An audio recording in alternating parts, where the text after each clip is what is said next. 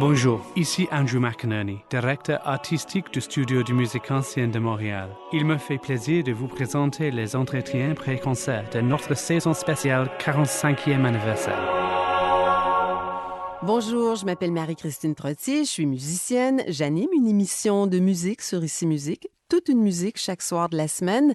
Et j'ai une passion pour la musique en général. Quel plaisir, en plus de ça, d'être la présidente du conseil d'administration du Studio de musique ancienne de Montréal, qui est très enthousiaste à l'idée de vous présenter une série de très beaux concerts. On discute d'un de ces concerts avec Peter Schubert. Peter Schubert, que j'ai le grand plaisir de rencontrer, il dirige des chœurs. Il a notamment fondé et dirigé le chœur de chambre Viva Voce. Il est un grand communicateur et grand connaisseur en musique chorale. Il est aussi un éminent professeur de théorie musicale à l'Université McGill. Il a publié 2 ouvrages sur le contrepoint ainsi que de nombreux articles sur la musique de la Renaissance. Il a donné des conférences et des ateliers partout sur la planète. Peter Schubert, bienvenue. Merci Marie-Christine. Vous êtes un grand expert en musique de la Renaissance et en polyphonie vocale. Et c'est parfait pour nous puisque le thème de notre premier concert du Studio de musique ancienne de Montréal, c'est la perfection polyphonique. Alors, vous êtes à même de nous expliquer en quelques minutes en quoi consiste la perfection polyphonique.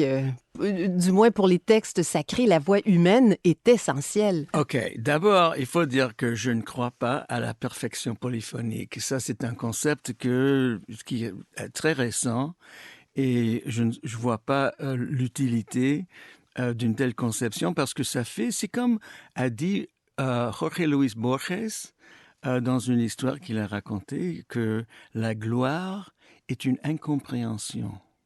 Alors, quand tu dis la perfection polyphonique, qu'est-ce que ça laisse à l'auditeur comme expérience de la musique? Si c'est parfait, c'est comme on se laisse baigner dans le son. Alors moi, par contre, je pense que à l'époque, surtout à la Renaissance, que l'esthétique, le plus important, c'était la variété. Alors, au lieu de parler de la perfection, il est plus utile de parler de la variété. Et non pas de l'imperfection. Non, pas du tout, évidemment. La variété. La variété était le but de tout exercice musical à la Renaissance. Mais remontons justement dans les siècles anciens. Oui. Comment tout ça a commencé? Nous sommes au 12e, 13e siècle. OK.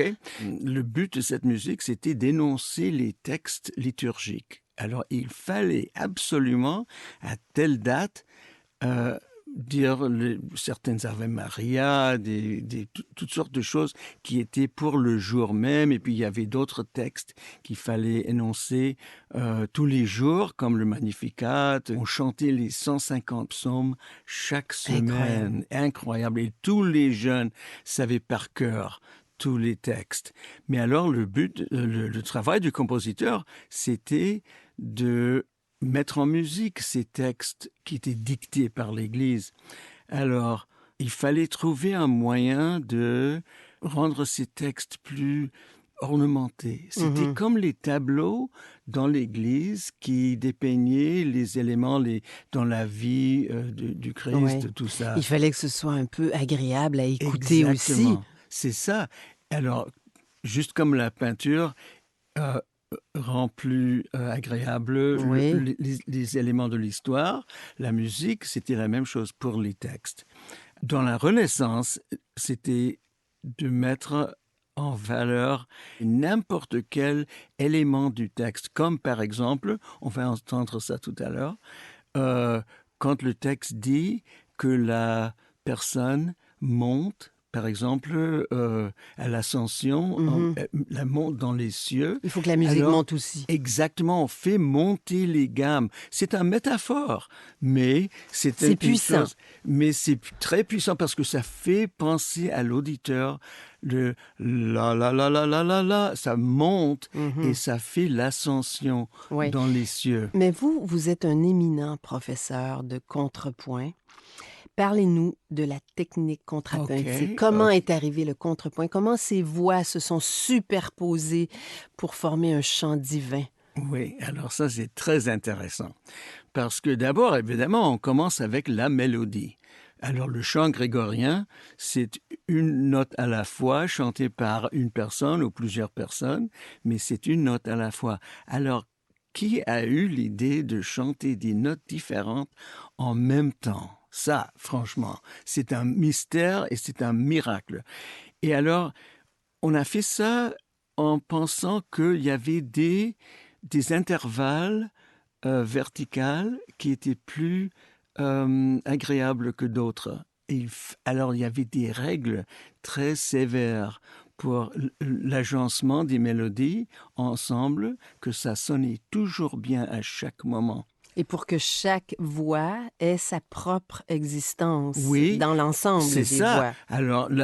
Alors, si vous voulez parler de la perfection polyphonique, Mhm. c'est que chaque mélodie a son propre intérêt et vraiment une mélodie intéressante. Alors, pour moi, chanter de la musique de la Renaissance, c'est parfait parce que il n'y a pas de personne dans le chœur qui est juste l'accompagnateur d'une mélodie principale. Ils ont tous des mélodies très belles. Et ça, C'est c'est le vrai. principal. Et en même temps, chaque sonorité, à chaque moment, si vous coupez, vous allez avoir une sonorité agréable. Un ensemble de chants superposés qui vraiment nous comble, nous qui assistons au concert. Et Ouais.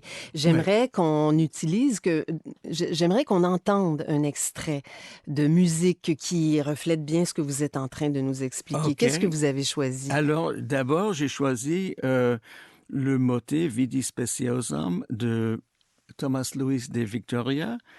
Et il s'agit d'un poème, le texte est un poème de le Testament ancien qui vient du Cantique des Cantiques, qui est dit aussi le chant de Salomon.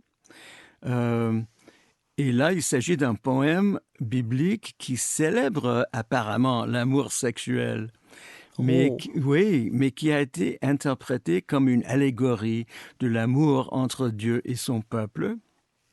Et pour l'Église chrétienne, ce texte a été utilisé pour les fêtes de la Vierge Marie. on en écoute un extrait? Alors, je vais vous raconter le texte et ça commence avec la phrase Vidi speciosam. Ça veut dire j'ai vu une belle personne. Et puis ça continue Sicut columbam, ça veut dire belle comme une colombe. Et puis Ascendentem de super rivos aquarum, ça veut dire monter par-dessus le cours des eaux. Alors, chaque phrase est traitée d'une façon différente par Victoria. Alors, dans la première phrase, vous allez entendre d'abord chanter les femmes, et elles vont chanter Vidi speciosam, et puis elles vont faire un petit diminuendo. Alors ça, c'est pour vous montrer que la phrase va finir. C'est un indice que le chef de chœur ou les chanteurs ont choisi pour illuminer le fait que c'est la fin de la phrase.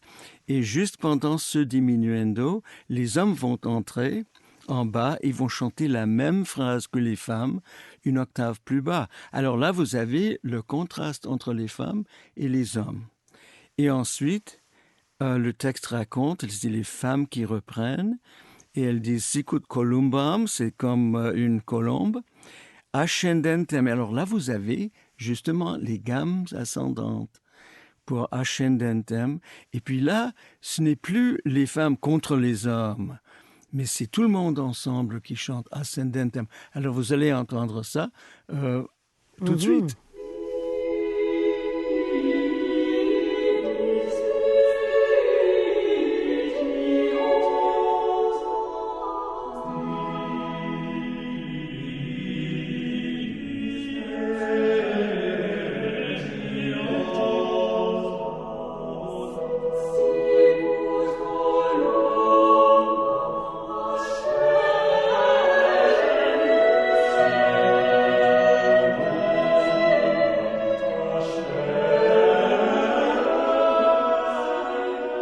Ah, magnifique. C'est comment cet extrait illustre bien ce que vous nous racontez depuis le début de cet entretien.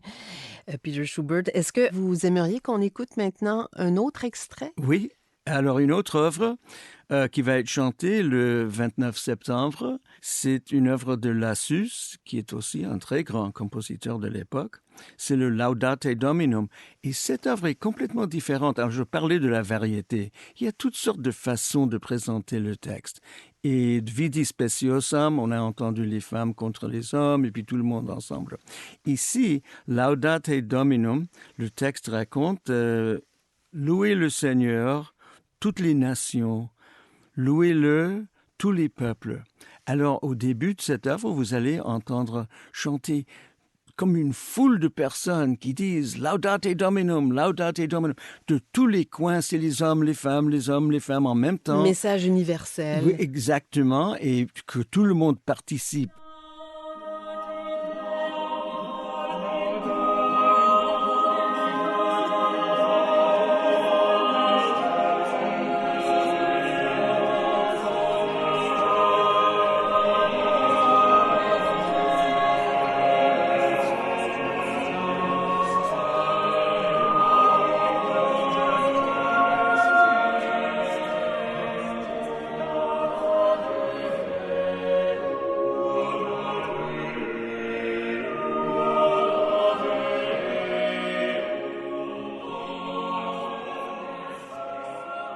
Alors, c'était un extrait du motet Laudate Dominum, Omnes Gentes, à 12 voix, œuvre qui sera au programme du concert du Studio de musique ancienne de Montréal.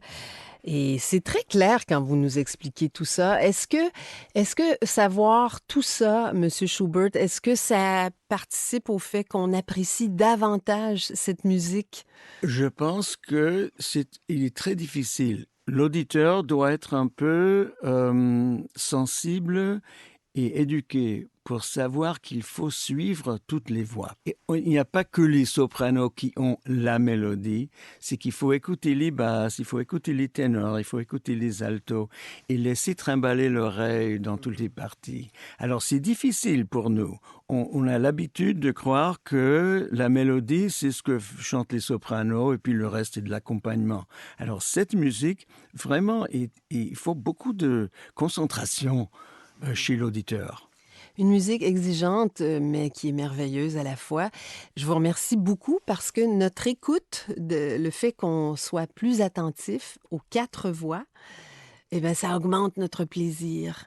Merci infiniment, M. Peter Schubert, pour ces entretiens sur la polyphonie vocale. C'est un plaisir pour moi, Marie-Christine.